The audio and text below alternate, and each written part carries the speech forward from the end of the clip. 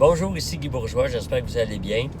Dans mon pep talk ce mois-ci, demain, vous devez bien vous en douter, là, à chaque fois que je m'interroge au sujet que je vais vous entretenir sur mon pep talk du mois, j'en parle à mes proches, principalement à ma conjointe, puis elle vient de me dire, là, il y a quelques minutes, de quoi tu penses que les gens ont besoin d'entendre, ou qu'est-ce qui serait approprié? Puis selon son feeling à elle, puis je suis d'accord, elle dit, les gens ont besoin de motivation. Elle dit, il me semble qu'elle dit, dans la période qu'on est, c'est l'été, la rentrée s'en vient, il y a beaucoup d'incertitudes, les gens ont besoin de motivation, puis j'abonde dans le même sens. Et je vais vous parler le mot motivation vient de l'anglais move to action. Et move, évidemment, c'est du mouvement. OK?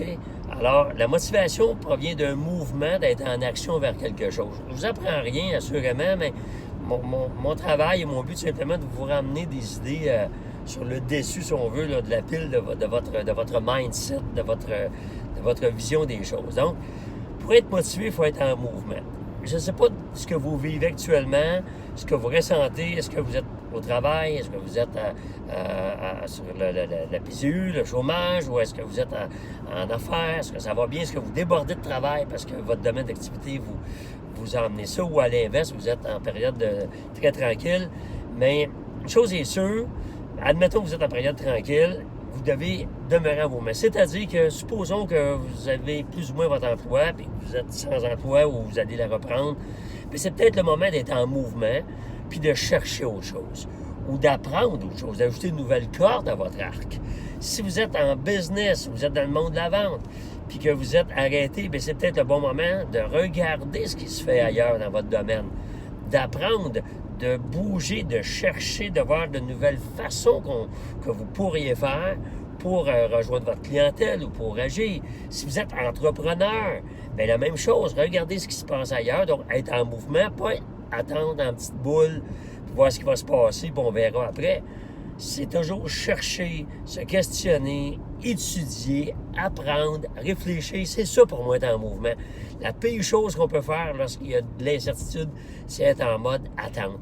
Et ça me fait penser, puis c'est l'avantage d'avancer en âge, c'est qu'on peut repasser de vieilles anecdotes que les gens, les plus jeunes d'aujourd'hui ne connaissent pas, mais dans les années 60-70, une anecdote que j'avais appris, c'est l'histoire de deux grenouilles, qui parle de mouvement évidemment, de deux grenouilles qui, par mégarde, sont tombées dans une chaudière de lait, à la ferme probablement. Et évidemment, là, ils ont essayé de se débattre, puis il y en a une, bien, elle dit, dans sa tête, elle dit, bien là, ça donne rien, je suis pas capable de grimper par-dessus la chaudière de lait, je vais mourir, donc c'est laisser mourir. Puis l'autre, bien, elle dit, non, moi, je vais me débattre. Là, elle s'est débattue, mais pas capable, évidemment, de grimper sur le rebord de la chaudière, mais elle continue à se débattre, puis être en mouvement, puis jamais arrêter. Puis, à force de se débattre, évidemment, le lait a commencé à tourner et à faire un petit morceau de crème. Et ce petit morceau de crème, évidemment, il a pris en pain, puis c'est devenu une petite île flottante. Et, évidemment, la grenouille a pu flotter et a pu, après, avec ça, au lieu de se noyer, a pu ressortir. Et ça en est un exemple d'être en mouvement, un petit peu banal, un petit peu simpliste, mais actuellement, vous êtes peut-être dans une chaudière de lait, ou prenez n'importe quelle autre analogie. Est-ce que vous êtes en train de vous débattre, de réfléchir, d'apprendre, d'étudier, de vous préparer à repartir, ou si vous êtes en train de vous laisser couler?